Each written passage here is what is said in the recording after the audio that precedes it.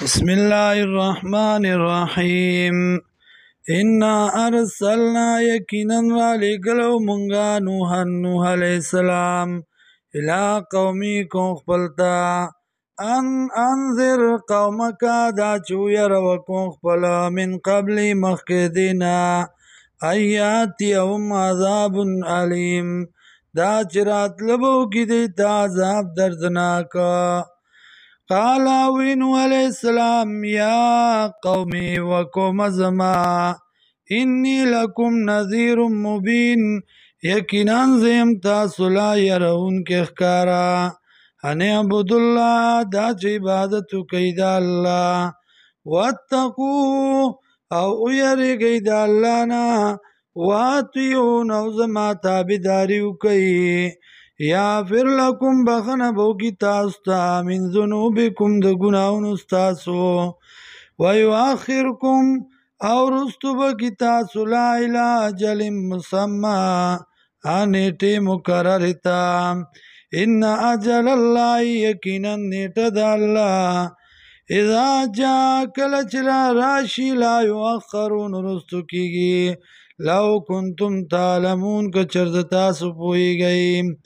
قال نوح علیہ السلام ربی ورب زما انی دعوت قومی لیلا و نهارا یقینا ما بیانو کو خپل تا د شپې او د ورځې فلم یزدهم دعائی الا فرارا زیاد نکدی لرا بلنی زما مگر تیختا وإني كلما دعوتهم او یقینا زوار کله چې رابلم دی لرا لتغفر لهم دا چې بخنو کې دیتا جعلوا اصابعهم ګرځي دی ګوتې خپلې ګدي دی ګوتې خپلې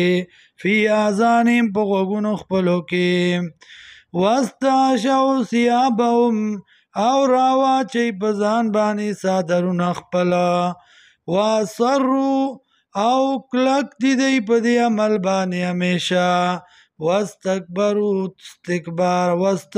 استکبارا او تکبر کئی دی پا تکبر کولو سرا ثم انی دعوتهم جہارا بیا یقینا ما بیانو کدی تا پٹاگا باندی ثم انی اعلنت لهم بیا ما اعلانو نو کڑل دیتا واسررت لهم اسرارا